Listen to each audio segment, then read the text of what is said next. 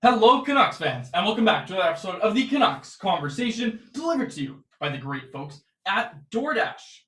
Ding dong. Use promo code CONVODD, capital C, capital D's, all one word, CONVODD. That will get 25% off and free delivery on your first order with the DoorDash app.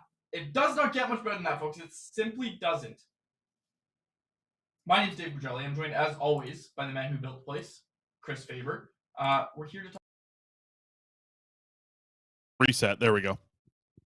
Did I not have my mic on? No, that's my fault. I had your mic off. Wow. Chris is having an off day today, it seems, because he didn't just verbally berate producer Alex, because apparently for the first 10 seconds of the show, I didn't have my mic on. No, that's Alex. That's not Alex. That's on me. I didn't have your mic on. The audio connection here.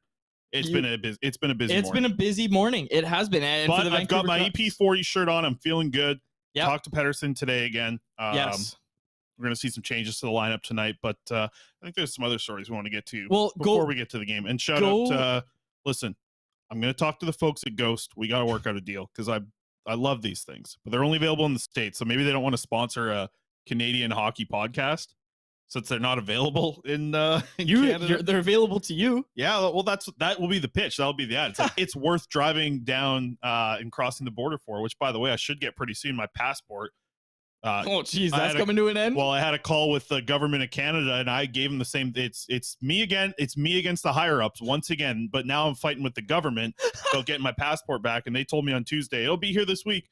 And that was last week. Haven't heard from them since, so I'm not expecting anything to come here soon. Low Wait a second. expectation. You're telling me you're the only one in Canada who could get these? Yeah, right now I send my fiance down across the border. She goes and picks them up. Here's the thing. And you don't see the business opportunity here? It's a good point. Well, you know what? Actually, they have these. Do you guys have these? What are they called? Bodegas? These fancy snack places? Yeah. Alex, I don't know if you have these out east there, but here in Vancouver, I'm sure you guys. But yeah, like those are blowing up lately. And these energy drinks, you know what they're selling for? These Ghost energy drinks, they got them at like the Dank Marts and the stuff like that. We got one in Coquitlam now. They're selling for $9.99 at those shops. So I should undercut them $7.99. Yeah. Tri-City Snack Mart. Quick shout out to them in Coquitlam. This is one of the best promos you guys have ever done, I think. For a company that doesn't. Hey, we also missed DoorDash because we weren't live yet. Promo code CONVODD over at DoorDash is going to get you 25% off and free delivery. They are our presenting sponsor. They actually pay us money to talk about them. So they're good folks over there at the DoorDash. Yeah. I'll be honest. I haven't. I've been leaning off I think it's because it's December. I'm trying to save a little bit of money. I haven't been up to my DoorDash ways of late. My fiance is probably listening right now. So yes, I have not ordered McDonald's in the last 2 weeks. Just so you know, I'm getting after it with a pizza tonight. Yeah, that's a good idea. Yeah, courtesy of our friends over at DoorDash. Okay. Know what else I saw too? Show DoorDash. I saw this on the app. Because listen, I'm still scrolling. I'm just not ordering anything, but I'm still doing my scrolling because like I get to that edge. Like that's it. Because you know how like when you're on Netflix and you're looking through everything and it's always like really annoying when you like can't pick something. To me, it's the opposite on DoorDash. I'm always like, oh, look at that. Look at this food. Look at this food. Maybe I'll get this food. But the other day I was looking at it and New York Fries has a thing on DoorDash where you can order everything separately. So they'll send you the fries in a box. They'll send you the gravy on the side. Because think about it. If you were to order a poutine, listen, that's one of the downfalls of DoorDash is it comes in and it's a little sloppy and it's a little kind of just like the fries are a little, you know, what's the word I'm looking for here? No, I get what you mean. They soggy. That's what I'm saying. Think of it like this. If you made a poutine, you wouldn't let it sit. Right. So here's the thing, you know, you go to these places. I ordered from another place. I can't remember what it was called. No free ads. But DoorDash. I ordered it was on DoorDash. I'm trying to remember the name of the restaurant. I couldn't. But they did this. They sent the poutine and I got it and it had a little extra thing of gravy because the cheese curds can go on. Cheese curds aren't going to make anything soggy. No, you like those to melt a little bit. You want those to melt a little bit, but those aren't enough to make the fries like soggy. And then you add the hot gravy or whatever. In fact, they included a thing that said put this thing of gravy in the microwave for 15 seconds. Oh. Yeah, and there was instructions. I was impressed. I can't remember the name, but I got it on DoorDash. Okay, we've wasted enough time. Sam Wilson's saying that I'm not giving a great DoorDash review here. This is what I'm saying. You get the poutines. They got the DoorDash specials now. Go to DoorDash. Okay, I use DoorDash enough. Listen, we've wasted too much time. It's the first 5 minutes. I'm gonna have to shut off your mic already. No, I didn't want to have to yours do off. this. I can do it again.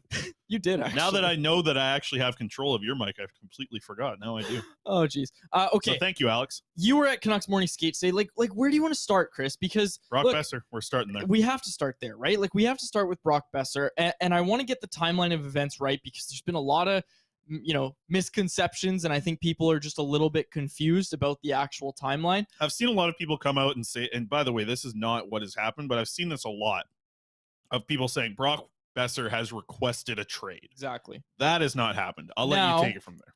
Okay, so I'll give you the timeline, folks. I'll break it down. So on Saturday night, Elliott Friedman on the 32 Thoughts segment on Hockey Night in Canada brings out the report that Brock Boeser's agent, Ben Hankinson, has been given permission to talk to other teams to help facilitate a trade for his client, Brock Boeser, from the Vancouver Canucks. Now, this obviously made people think, well, Brock wants out.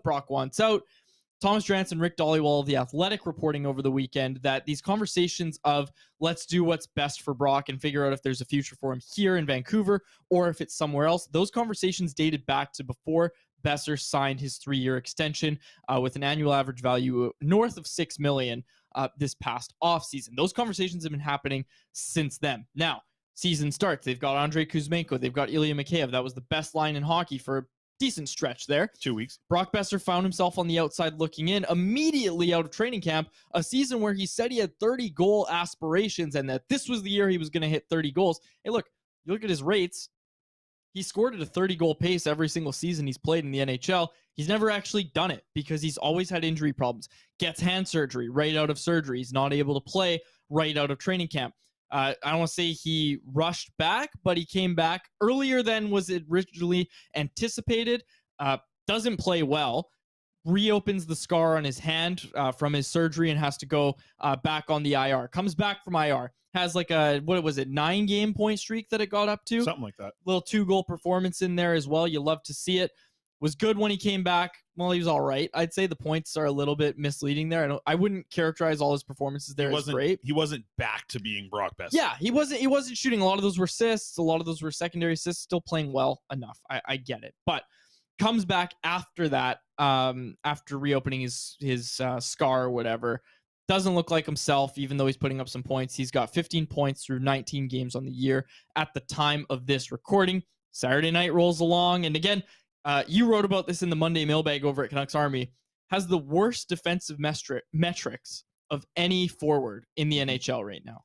Yeah, he's not benefiting from great goaltending on the ice in front of him as well. But if you take that out of the scenario here for him not having great defensive numbers, he's 4th worst in the NHL for expected goals against per 60. And if you're actually just talking about straight up goals, like goals against per 60, no player in the entire NHL has a worse goals against per 60 than Brock Boeser. So yes, there have been some questions about his play defensively for sure. So this all culminates and becomes a healthy scratch for Brock Boeser. Now, Brock wasn't happy about this. Friedman reported this, and again, Boeser pointed at it himself on Saturday. He said, I came in and saw on the whiteboard that, I was going to be a healthy scratch and it hurt bad. That's what he said. The full quote's in the scenes from Morning Skate from today against the Montreal Canadiens. But basically what happened is Brock found out he was a healthy scratch by looking at the whiteboard. Friedman was reporting this part. This wasn't something Brock said, to be clear. Friedman was reporting that Brock was upset about that Brock was mad that nobody told him face to face. No coach, no one from the coaching staff told him that he was a healthy scratch. He just came in, saw it on the whiteboard, and that was that. But again, that's usually how healthy scratches are delivered, right? But again, you would expect, I think it's safe to say Brock was probably expecting to be told to his face, a guy who hasn't sat since the 2017-18 season. Again, he talked about how it was a horrible feeling that he never wants to have happen again and how he put the onus on himself. He said, I can't let it happen again. Yeah, I can't imagine listen, Brock talked about it was a very emotional day for him. Can you circled on his calendar? And circled on his calendar, but also coming into the locker room, seeing the lineups on the board, seeing all of the Hockey Fights Cancer stuff in your locker, and his dad's name on the back of his jersey. Yeah, and then you look up to the board and you're not there. Wow, that's bigger than hockey to me. And it's I get that maybe you could think about scratching Brock Boeser for a game from his play, you don't do it in that game. And Bruce said afterwards that he didn't know that it was Hockey Fights Cancer Day, and if we're going to take Bruce at his word there, which I'm fine doing. I'm fine doing that. There was a lot of purple stuff around the rink for days. Sure, but how much have we heard about internal communication being absolutely awful with this organization, right? Like how much have we heard about that over the years, right? Like from players to everybody in between. And all the players talked about how much, they were so happy for him on such a special night for Brock, or such an important night for Brock. And yeah, you brought it up, like him having that day circled on his calendar. To steal Bo Horvat's quote, like pretty unacceptable, I think, for the whole situation that played out with him. Brock, and Bo didn't say it was unacceptable that they've scratched him. You're saying that Bo says the word a lot. I'm stealing the quote. Yeah, that's what I'm saying. It have to clarify that. Yeah, it was a tough day. Like, and then on top of that, with like the healthy scratch situation, with him finally getting into the lineup, with Joshua being injured and out of the lineup, and then just like that night is the night where Elliott Friedman reports that his agent's going out and talking. Like, what a day for Brock Boeser to kind of go through in that situation. Like, this isn't a guy who's been in the same spot that Brock Boeser's been in throughout his whole career with the Vancouver Canucks. He's not riding shotgun with Elias Pettersson this season. He is tonight, which is, a lot of people are very excited about, and they should be. But like, what a day for that guy to deal with. And this is a guy who's been through a lot. I think Brock Boeser is an extremely strong human being with what he's had to deal with so much, and only being at the age of 25 years old, everything that he's had to go through. Like, what a tremendously strong human to go through this. I don't think this is the thing that's going to break him or anything, but to hear him, like, I don't know, just the way that you hear him talk about, like, I don't want to let the team down. And I'm just like, I just think, like, yeah, I get it. Like, that's the thing that a hockey player has to say, but just felt bad for Brock Boeser, like, having to say that quote about, like, I understand why, and I hate letting the team down. It's like, no, dude, you being healthy scratch for that game is not you letting the team down, right? And he said he doesn't want to let that happen again. Alex, can we pull up the quote from Boudreau that I got on Twitter? Just like the photo one before we get to the audio here. But I just wanted to bring up this one. This is what Boudreau said when I went to practice on Sunday and was the only media member there. He said, actually, no, I feel bad. Woodley, you love Kevin Woodley. I like Kevin Woodley a little bit. So he showed up and he was late and they didn't practice. Big whole shenanigan. Him and Harm, they missed media. But this is what Boudreau said about Brock Boeser on Sunday. He said, we'll talk. We talk all the time. It's just a matter of when I get a hold of him and when I think it's appropriate time. There's no air to clear. Every game, every team has a healthy scratch. I've got to believe he was just ours last night. And that's. Are you eating rice again? You're not eating. Yeah. Put the rice away. I'm almost done. Yeah, I can hear it between your teeth pushing around on the mic. No, you can't. Yeah, the mic picks it up. No, okay, Alex, can we get to the audio here? Actually, we have both audio of today. Brock Boeser talking about it to see if Bruce and Brock are on the same page. Shout out to Farhan Lalji of TSN asking the same question to Brock Boeser and Bruce Boudreau. You'll hear it here in the quote. We'll do the Boeser one first, Alex, so you can go ahead and I'll give you a few seconds to set this up here. But it'll be Boeser talking about if him and Bruce are on the same page. Here's Brock Boeser talking about it. Do you think the two of you are on the same page? Yeah, I mean, I don't see why we wouldn't be. At the end of the day, all we're trying to do is get wins, and he's trying to get wins, and he's trying to push our team to be better, and I got to push myself to be better, and I think it's a learning experience, and obviously I never want to be put in that position again, and I don't want to let my teammates down. Classy answer from Brock. Yeah. I wonder what he was learning in that learning experience. Yeah. And okay, because we have to talk about the future of Brock Boeser, because obviously, like, we hardly even touched. Let's hear the Boudreau, because Boudreau got asked the same question. I want to hear today. It's quick, yeah. So let's hear that, and then we'll react to that. I'll give Alex 7 seconds to get it ready. Alex, pressure's on. Listen, I used to be a radio producer myself. I get it. It takes a few seconds to get to the audio. Alex, you got Bruce Boudreau talking about it with the same question here. I'll let you run that now. Do you feel that the two of you and Brock, are on the same page? I think he's ready to play. A little bit of a different answer. Sorry? There. Was that really what he said? Bruce Boudreau said it. Yeah, when asked if they're on the same page, he said, I think he's ready to play. And that was it. That was all Boudreau had to say about them being on the same page. Do you feel that the two of you and Brock, are on the same page? I think he's ready to play. But that wasn't the question. It wasn't, is Brock ready to play? Yeah, so take what you want from that. Yeah, that was. I'm not going to tell we're people not making how to. up. you know, we're not making up our thoughts on the situation. We're playing you the audio that Bruce Boudreau said when asked if they're on the same page. So take what you want from there.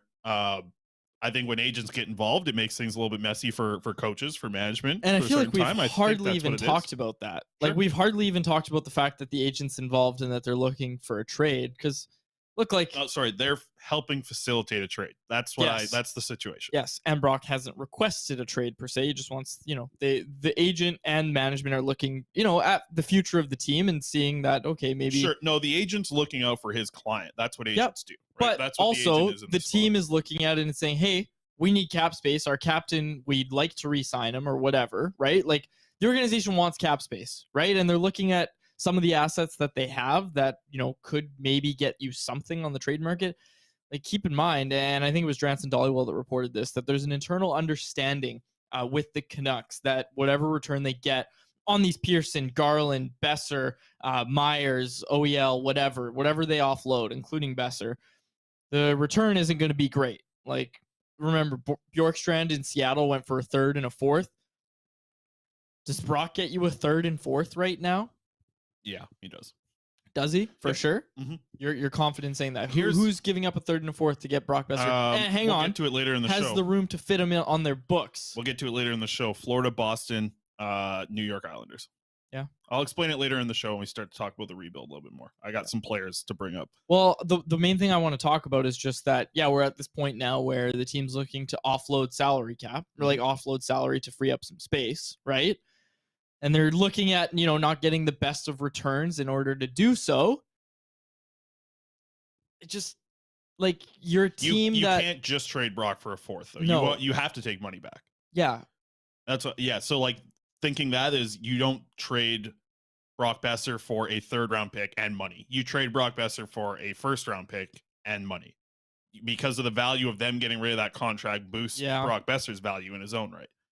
So because I don't know, man. Like, no, you're not trading it for bad money and only like a mid-round pick. That's not how bad money works in the NHL. Yeah, so how much bad money are you willing to take back?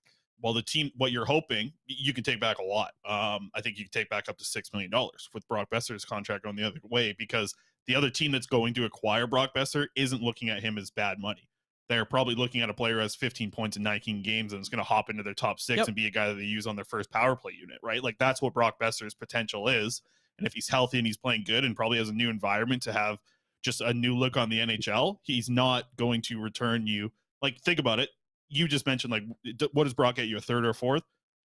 Not if you're attaching bad money to it. Sure. $4 million worth of bad money is in the territory of a second to first round pick. So you want bad money that expires at the end of this year? Sure. Or next year. Well, next year. Because if you're returning it for like a good pick in a situation. Sure, but you have to have a plan, because if the idea of, let's get rid of Brock so we can free up space to sign Bo Horvat, hey, bud, that extension kicks in next year.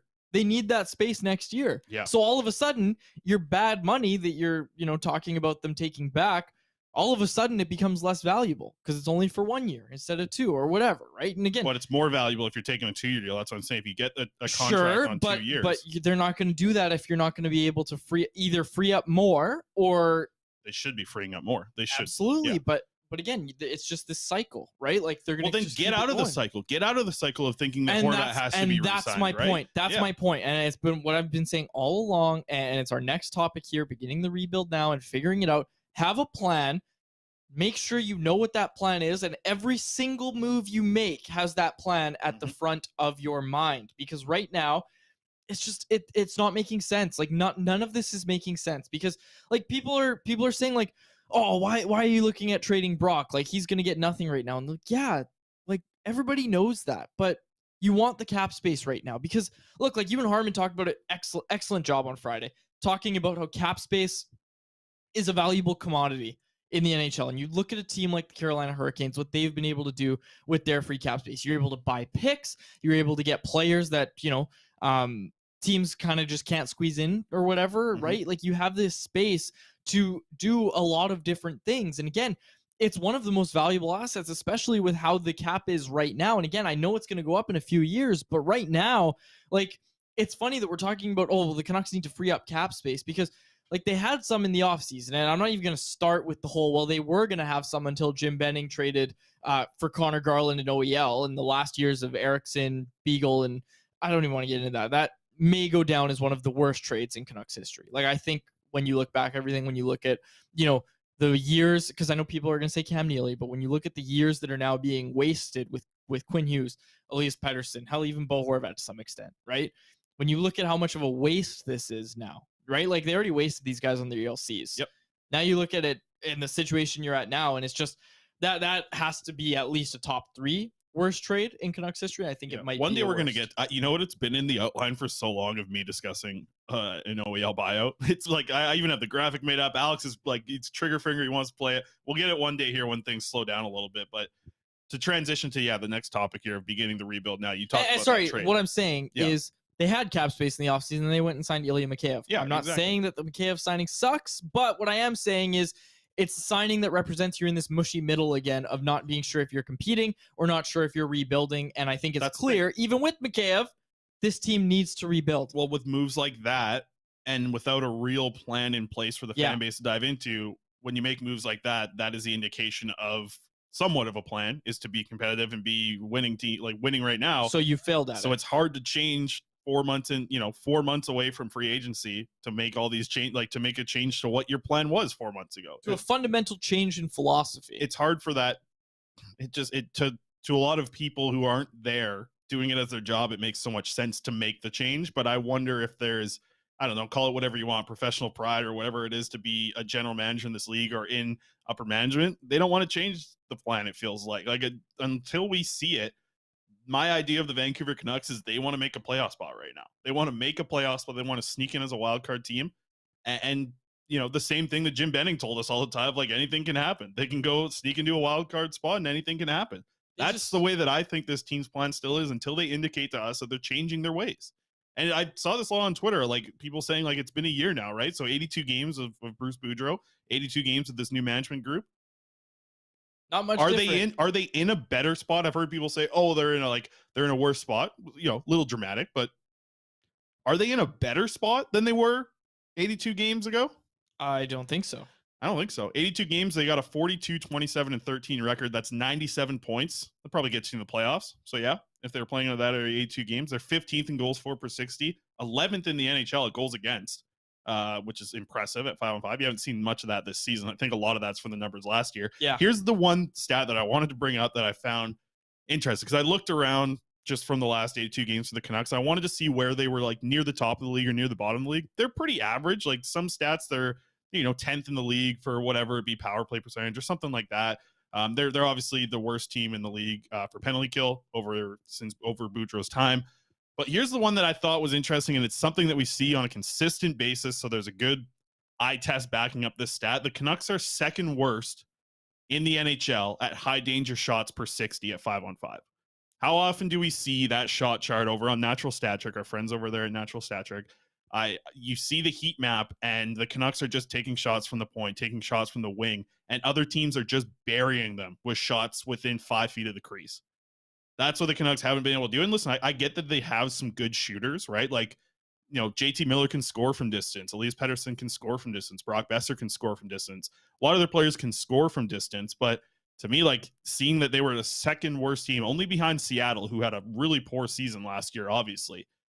That's the only team that was worse than the Canucks at getting high danger shots, doing the work to get to a net to get a scoring chance. The Canucks were the second worst team at that. And that's something that, also defending against them, they weren't great either. And that's something that we obviously see. We see how often other teams are just able to just take the crease from the Canucks and make that their zone. That's an unfortunate spot to be in. But I was a little surprised that this was one of the stats that popped off where they were top of the league or bottom of the league. And I wasn't surprised because I see it on a nightly basis with this team that, yes, they struggle to get to the crease. They struggle to get to the dirty areas. And that's just, to me, like that can come from a concept of just players wanting it. That can come from a concept of coaching. There's a bunch of different ways you can look at a team, why they aren't attacking the crease for more shot attempts. And listen, how often do we hear players say good things happen when they go to the net or when the puck goes to the net? It's like, it's talked about a lot because it's very true. When you bring the puck towards the crease and you fire it towards the net, there's a good chance of you scoring the closer you are to the net. And the Canucks have been second worst in the NHL over these 82 game stretch at doing that.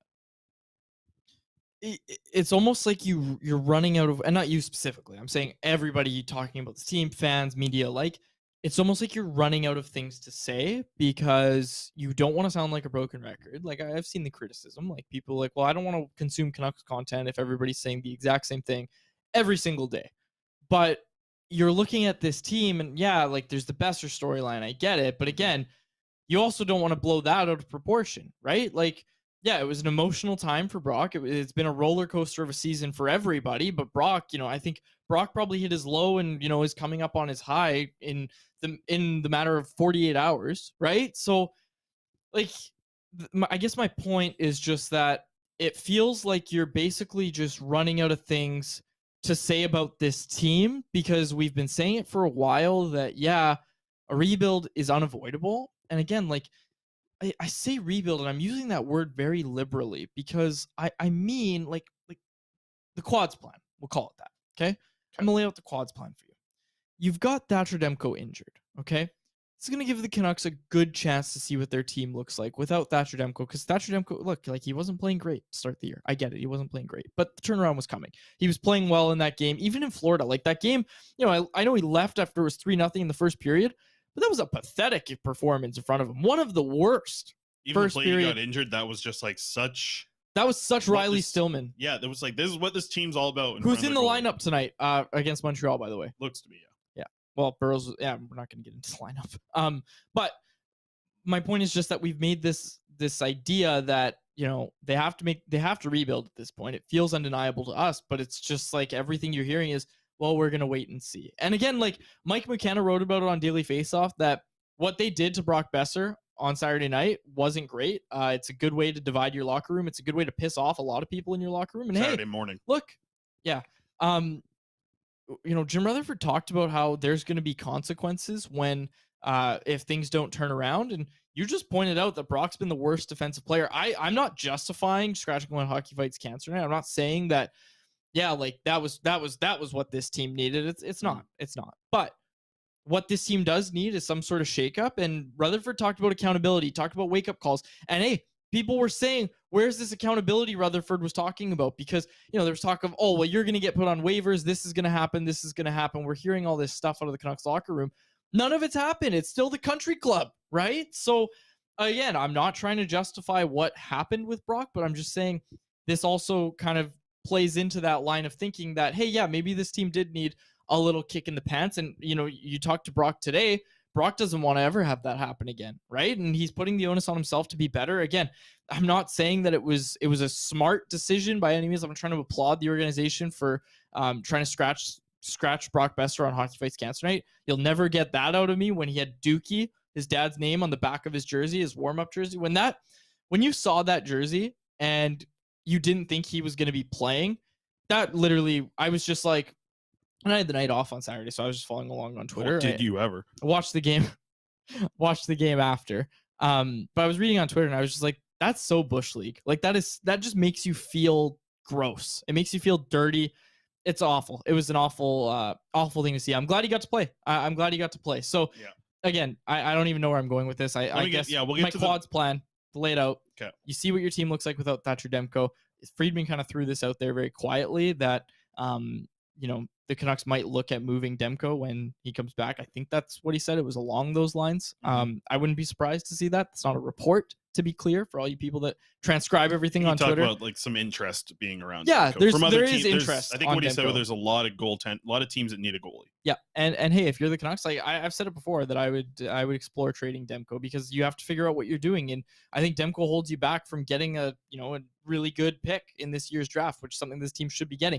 The quads plan hinges on one, Artur Silovs being the second coming. Okay. In all seriousness, back-to-back starts on the weekend. Back-to-back starts for Silovs, but in all seriousness, it hinges on the fact that you need to maximize your assets in this 2 to 3 year window so that you still have Elias Pettersson and Quinn Hughes still on board. Like, you need to sell them on a plan. And I think you could sell them on saying, hey, for the next 2 years, we're going to load up on assets and we're going to build a team built around you two. That's the quads plan, is build the team around Pettersson and Hughes, offload basically anybody else you can. You've got horrible money on your books right now, but fill your lineup with guys like Luke Shen, Curtis Lazar, Kyle Burrows. That's the quads plan.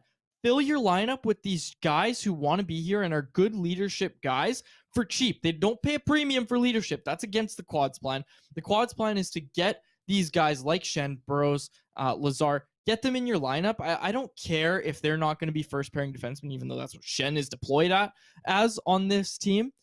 I would rather watch guys who aren't great that at least give it their all every single night. And I think that's all you want in a rebuild. Like, you look at the Montreal Canadiens, who the Canucks are going to play tonight. They're in a rebuild.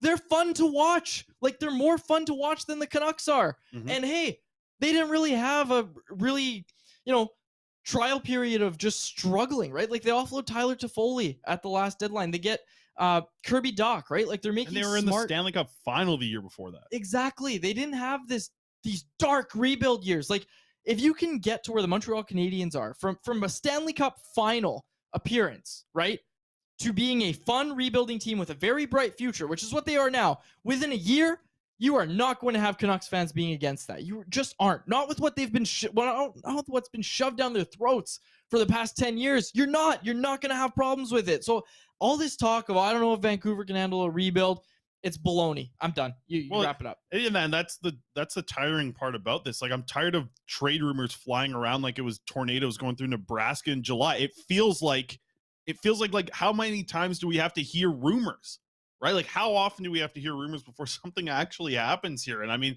listen, I do want to bring some names to the table here, because you brought up like money coming back, right? Money coming back for the Canucks. So I wanted to look at a few different contracts that could be options for that. Whether it be for Brock Boeser, whether it be for Bo Horvat, because we talked about it with Harm on Friday. I did. You were feet up in the air, drinking hot cocoa. So what we were working on Friday, Quads, which is the thing that you don't know much about.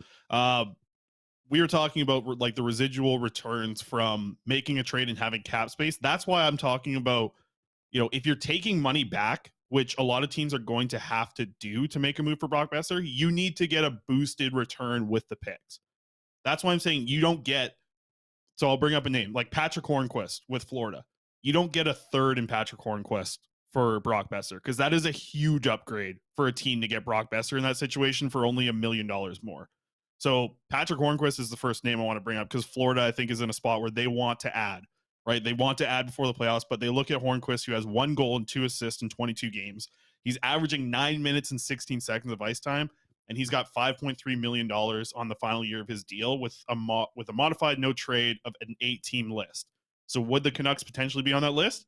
I don't know. Like, the Canucks might be on a lot of players as 8-team lists. The way that they run, the way that agents maybe look a lot of players just cross off Canada. Yeah, that's true too. And I don't know about Hornquist if he's in that type of situation. So this is just an option, but at $5.3 million on the final year of his deal, he's an option to look at, because that basically, if you were to do that for Horvat, that's money in, money out, almost the same, $200K difference, right? So you're getting a massive return. But that's the other thing, that if the Canucks are going to have to move with money coming back, the value needs to be even bigger. Like, if you're moving Horvat for Hornquist, I think you're looking at a first, a second, a prospect, and something else.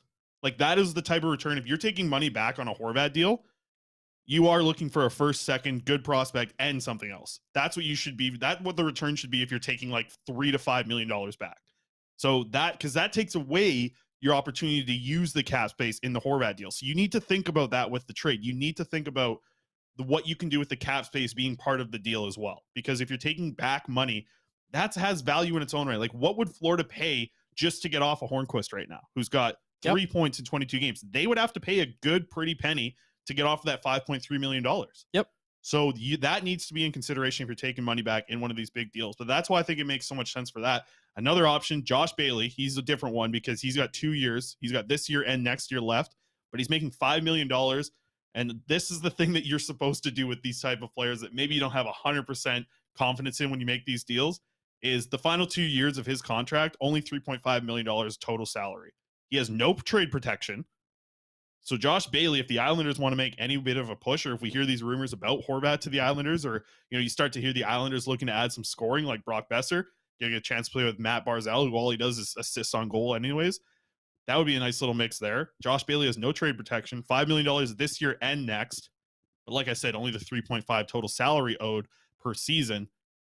if you're taking that $5 million for this year and next, you need to ask for a ton of picks because you're taking that money while giving them a player of value for their top 6. Like, the trade should be massive. Anybody that's thinking like it's gonna be like Josh Bailey and a 2nd round pick for Brock Boeser, no chance. No chance it's that. Maybe not Josh Bailey, but Patrick Hornqvist for a second? Patrick Hornqvist in a second for Brock Boeser? Yeah. No, you need more than that. You might think so. I don't know. You need more than that, taking 5.3. If you're the Florida Panthers and you can upgrade Hornqvist to Boeser with only $1.5 million going more to your cap. I think you're discounting how Boeser is viewed around the league and how his trade value currently is with how he's played. No. And I don't know. Teams would love to add Brock Boeser to their top 6. Good teams would like to add Brock Boeser to their top 6. A lot of the conversations I've had. Do you think Boeser is going to want to have that fresh start somewhere and play the best hockey of his career? I think he's going to. Sure. I think he's going to. But then I think it plays more into the idea that the Canucks should probably just hang on to him or hang on to him and build up his trade value a little, which is what they are doing tonight with him playing with Elias Pettersson. That's exactly what they should be doing. You shouldn't tank a guy's trade value and then just sell him off as soon as his trade value is at 0. And that's what we've seen so much from the Canucks in the years past, right? Like, sell high. It's like so simple. And again, like people were joking with me when I was talking about this. They're saying, well, you know what's going to happen. They're going to do that, get his trade value up, and then they're going to sign him to an extension. No, because they won't actually. It's a joke. I got to get back to you on what you're saying, because here's the other thing then. Okay, then trade Brock Boeser for a 3rd round pick to whoever. Sure. Right? And then now you have the cap space, trade for Josh Bailey and get a 1st plus. Sure. Because he's got now you're that's what creative. I'm saying. So like sure. So you need to balance what you're doing with the cap space more than anything in a trade in today's NHL. Yep. And that's what you should be doing with these trades. If you're taking money back, it has to be big value. Because if the Canucks just move Brock Boeser for a Hornqvist or a Bailey or Craig Smith's the other name I'm going to bring up in a minute here. If you're just moving Brock Boeser for that and just to like give him just to get a little bit of a return, you're making a horrible mistake. You're making a horrible mistake moving it unless Brock is just so uncomfortable in Vancouver that he has made it clear to his agent, which he has not. We've not heard anything about this. That's the only situation where this would make sense. If the player is just incredibly uncomfortable with Vancouver and needs a change of scenery that bad, which I don't think we're at that point yet. No, I don't think so. I think if you end like this, the value that you're doing, if it's money in, money out, which seems to be the way that this trade has to go down to get Brock Boeser to be traded, because not a lot of teams could just take on $6 million. It's not like the Arizona Coyotes are going to start making a push this season, or the Senators feel like, sorry, Alex, but I don't think the Senators are making a big push and adding Brock Boeser to be the final piece. Actually, maybe they are. I don't know. Sens are a weird team too. But like with money in, money out, the trade value is so, it needs to be different, because if you're just taking money in for another team getting a chance to put money out, there's so much value there. And that is the way that the trades are evolving in the NHL. And you need to be on the right side of the way that the evolution is happening. Because if you're just thinking old time trades of a player coming in and a player coming out just so that they can balance their book, you're doing a team a favor doing this. Like, it would be ridiculous to not have a good return with money coming back. Yep, absolutely. No, let me get the final name in too. I mentioned it, Craig Smith from the Bruins, because I think the Bruins are going to be buyers as well. They're probably going to like to get off the Craig Smith's $3.1 million. He's only played in 12 games this season. He's battled a shoulder injury. He's back and healthy now, but in those 12 games, he's averaging under 10 minutes ice time. He's making $3.1 million. No trade protection. Final year of his deal. He's battled the shoulder injury. Like I said, Boston's going to want to get off the books for that. But like, that's why I look at these teams. Like, I look at the Islanders, Florida, and Bruins, and I see these players that stuck out to me, really stuck out as like, if you're moving Horvat at the deadline, or you're moving Horvat in the next couple months here, or Boeser, look at these 3 teams, look at those players, and look at getting a big haul back for the trade market. All 3 of those teams: Boston, New York Islanders, and Florida. I know the Islanders haven't had a good start to the season, but they think they're in win now mode. Florida and Boston, look at those 2 teams, look at those 2 players, and get yourself a massive haul back, because they need help up front. Both those teams need something to help boost their offense a little bit. Yeah, absolutely. And those players, I tell you, go for them. No, I'm glad you brought actual examples. It's good. You want to go to quickly? Well, before we get to poll question, I just want to mention as well, Christian Wolanin named AHL Player of the Week, 10 points in his last 4 games. By the way, Wolanin or Wolanin? It's both. Ever since Vasily Podkolzin got to the AHL, what does he do? Podkolzin creates a winning environment. All 4 games they've won with Podkolzin in the lineup, who scored the other night. So that was nice. But Will Lehman's named AHL Player of the Week. Quickly, let's just do the poll question quick. Okay, I'll get to it. Because we've talked about it a lot. Go for it. Can I get to the poll Yep. question? Get it up, Alex. Get it up, Alex. Pull it up.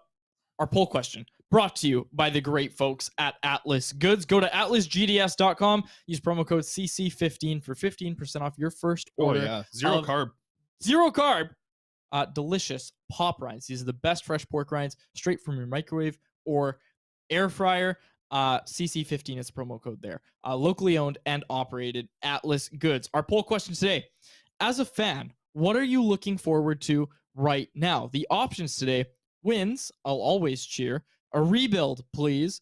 Bo Horvat scoring goals. And as always, I'm angry. So far, 229 voters. Let's see what Alex goes with here. I said some bad things about the Senators. What's Alex saying? Is he angry? Well, Alex always votes honestly, and he Alex does is so a again Sens fan, today. and he always votes rebuild. Well, he's right. Alex votes honestly every time. We should start keeping track of how much Alex has nailed. He always picks the best one. Well, he understands. Alex is the voice of Canucks. Yeah, Alex is Vancouver Canucks Twitter. So far the results, leading the way with 63% of the vote is a rebuild, please. Shortly behind, second place is I'm angry. Makes sense. A lot of fans are very unhappy right now with 18% of the vote. 11% say Bo Horvat scoring goals is what they're most looking forward to right now. And 8% say wins. I will always cheer. If you had to pick one, Chris. 8% of fanatics are saying wins. That's what they're cheering for the Vancouver Canucks. 8%. 18% of fans literally just selected I'm angry. Look, I understand. And how do you not make change? I understand the 8% where they're coming from. Everybody likes wins. Everybody likes to watch a win. It's always a good feeling to watch a win. But I think after so many years, I think the general consensus, and obviously this poll kind of backs that, but everywhere, the Canucks Army comment section, anywhere, you're seeing more and more fans just say, like, do it right, because I don't want to keep watching this year after year. And by the way, we should let Jeffro know, because I remember Jeffro from the 650 inbox. The poll question, Jeffro, it's on Canucks Convo, on the Twitter account for Canucks Convo, at Canucks Convo, all one thing. And can I respond to another reply in here? Sure. From Corey Anderson, he said, but Faber, then you can take the $6.6 million, give Bo $3 million of it, and sign him for 8.5 and the rest to Kuzmenko in a new deal. It's not just about the value coming back. It's also about what you can do with the cap room. Yes, but what you're doing there is just taking away Brock Boeser from this team, which makes it worse. And then you're just giving that money to Kuzmenko and Horvat, who, Horvat should have been paid before JT Miller was paid. That's pretty obvious up to this point in the season. And also, if they did that deal, they're probably not paying him 8.5. So to just to invest in players at their height is what this team's done in the past, and it just hasn't worked out for them. So you need to do something different instead of just thinking of this core is the right thing and that you're just going to be able to add another Kuzmenko for minimum value again from the KHL next season. Just find ways you need to take this step back to take a step forward. It's so clear with this team that they can't take any more steps forward. They can't. There's not I'm at the point, I've always wanted this. I want this team to be in the playoffs. I want to cover a team that's in the playoffs. I want the team that I grew up loving to be in the playoffs. I just want the Vancouver Canucks to be in the playoffs and make things fun again. Better for business. And it's impossible for them to add anything if you just keep doing that. And Corey replied, said, yes, but I don't want them to add. I want the team to hit the bottom and rebuild. If the way to hit the bottom is just you need to clear up that cap space and use it for something else, because that is going to be the best thing for the rebuild is having cap space. And I think you and Corey actually agree with each other. Yeah, I think we do, actually. I think I might have read I think you did. His first text a little different. Corey, I think, Corey, you can correct me if I'm wrong. I think what Corey's saying is basically just that, if you're bringing something back, at least you're getting an asset, right? Which is kind of the whole premise of what you said. Sure, but cap space is the biggest asset in the NHL. Yeah. It's the best asset in the NHL. It is. And there are multiple teams that have it right now. So you need to use it if you have it. The fact that the Coyotes aren't just being calling every team, all three of those players that I mentioned, the Florida Panthers, the Islanders, and the Bruins, the Coyotes should be on the phone calling them hey, what do you want to give up for us? And when that's happening, the Canucks need to be wow, damn.